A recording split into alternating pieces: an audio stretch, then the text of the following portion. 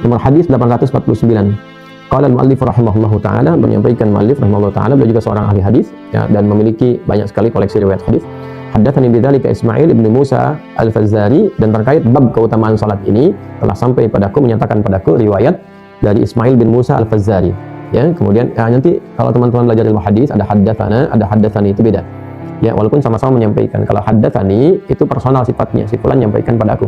Kalau haddatsana biasanya menyampaikan padaku dan ada orang lain juga selain aku yang dengar, disampaikan banyak. Ya, saya ada Adi, ada Ahmad, ada Muhammad di sini kan, disampaikan pada saya Ahmad, Muhammad, anak saya dengar. Anak saya pertama namanya Muhammad, ketiga Ahmad, ya kan? Nah, jadi dengar ini dua ini disampaikan, maka saya katakan haddatsana, telah menyampaikan pada kami. Maksudnya saat disampaikan pada saya ini Ahmad, Muhammad pun hadir mendengarkan. Nah, ya? Telah menyampaikan padaku terkait topik itu, yaitu keutamaan salat, Ismail bin Musa Al-Fazzari. Qala, beliau mengatakan haddatsana Al-Husain bin Rattaq, ya, Al-Hamdani, telah mengatakan pada kami. Nah, ada di sini. Berarti ada yang lain juga yang mendengar riwayat ini. Al-Husain bin Rattaq Al-Hamdani. Ibnu Jurayj, dari Ibnu Jurayj, an Ikrimah bin Ammar, dari Ikrimah bin Ammar, an Muhammad bin Ubaid bin Abi Qudamah. Kemudian an Abdul Aziz bin Al-Yaman, an Hudzaifah. Nah, ini sumbernya nyambung ke Hudzaifah. Hudzaifah Al-Yamani tentunya sahabat Nabi sallallahu alaihi wasallam. Ini sanad tersambung, yang terurut, referensinya jelas. Jadi di Islam itu ada referensi. Ya, nggak bisa kita bicara agama menurut saya. Menurut saya begini. Menurut Anda siapa?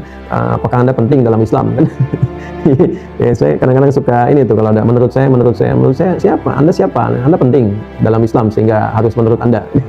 Tidak, dalam Islam itu mesti ada referensi. Ya, jangan sampai menurut saya gitu. Menurut saya itu nggak bisa. Dalam Islam itu harus ada dasarnya, referensinya apa? Ya, dalilnya, dan memahami dalil itu ada ilmunya lagi.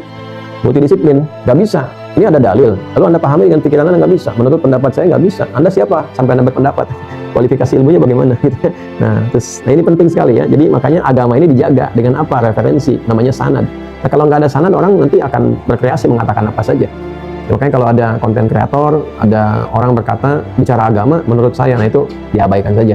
Kita punya babnya itu, ya. Al-isnadu minad dini laulal isnadu laqala man syaa ma syaa. Referensi beragama itu bagian dari pokok beragama itu sendiri. Kalau tidak ada referensi, tidak ada pemahaman yang terukur, yang tersambung pada pemahaman sejati. Apa pemahaman sejati itu? Namanya sanad ilmu, ya kan? Ya, sanad ilmu. Jadi memahami dari ini sampai ke Nabi. Dan seperti ini.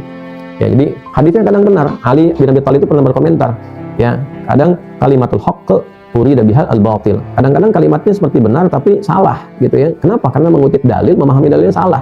Jadi nggak cukup dengan begini, ini hadis sahih. Berdasarkan hadis, iya hadisnya sahih, tapi pemahaman Anda terhadap hadis itu tidak sahih. Ya kan? Qala Rasul, qala Allah. Betul, qala Allahnya betul, tapi memahami qala Allah itu bagaimana? Nggak bisa dengan persepsi sendiri. Ya, nggak bisa dengan persepsi sendiri. Memahami hadis nggak bisa dengan pendapat sendiri. Cuplikan hadisnya, kutipannya benar. Benar hadis.